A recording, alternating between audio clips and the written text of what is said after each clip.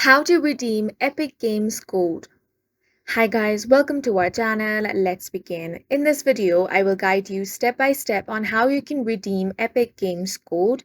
First step is to open up any web browser and head over to store.epicgames.com.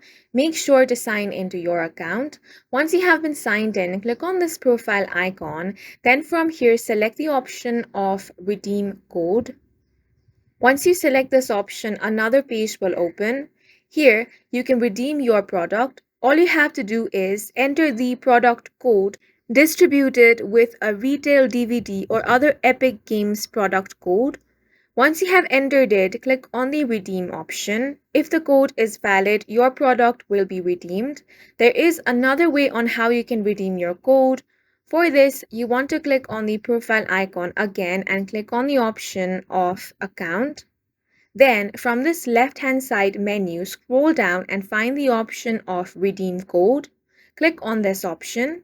Now, over here, you can very easily enter your code and redeem it.